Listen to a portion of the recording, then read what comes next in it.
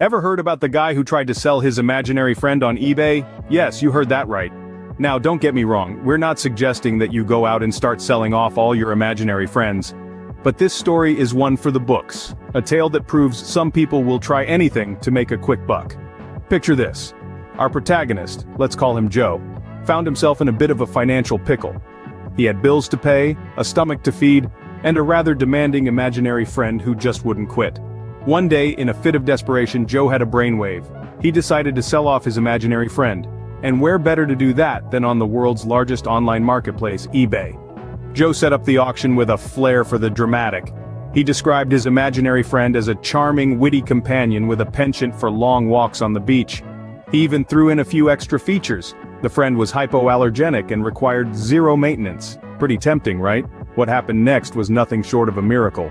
People started bidding. Yes, real, live people were actually willing to shell out their hard-earned money for Joe's imaginary friend. The bidding war escalated, each new bid more outrageous than the last.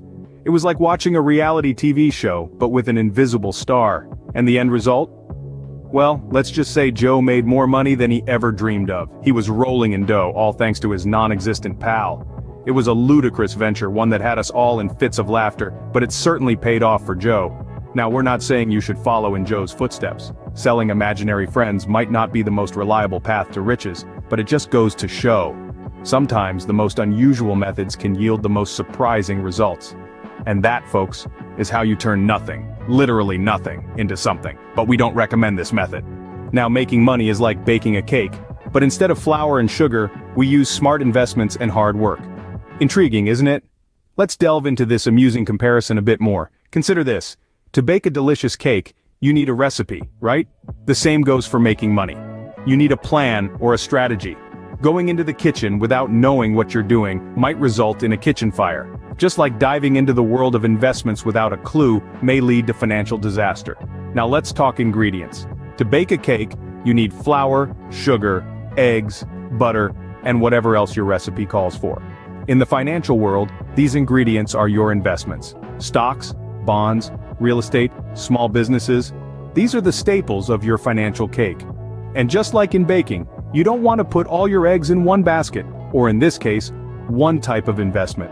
Imagine baking a cake with only eggs. Yuck, right? This is where the concept of diversifying your portfolio comes in.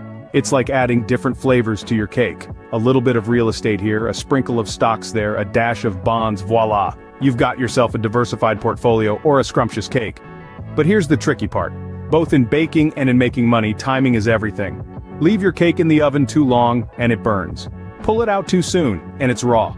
Much like that, if you pull out your investments too soon, you might miss out on potential profits. Leave them in too long, and you might lose them all. Patience and effort are also crucial. Baking a cake doesn't happen in a snap of fingers, and neither does making money. You have to be patient, put in the effort, and wait for the magic to happen. So, the next time you're baking a cake, remember, you might also be learning a thing or two about making money.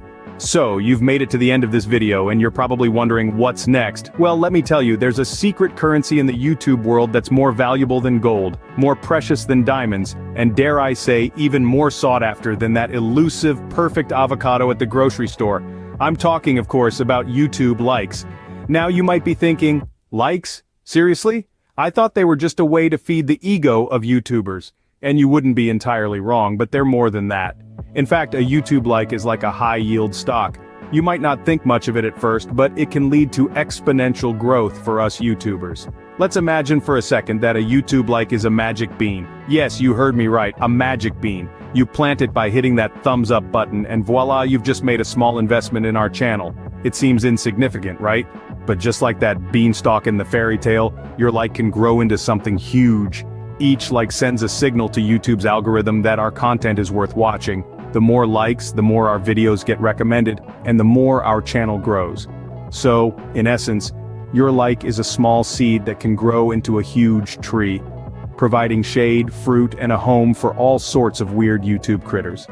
So, next time you're watching one of our videos and you're thinking, hey, it was alright, I guess I could give it a like, remember the magic bean, remember the tree, and remember that by hitting that thumbs up button, you're not just feeding our egos, you're helping our channel grow, reach more people, and continue to bring you content that's as entertaining as a cat playing the piano. If you liked this video, give it a thumbs up. If you didn't, give it a thumbs up anyway, because we need the money. And let's face it, you didn't actually have to sell your imaginary friend to get here.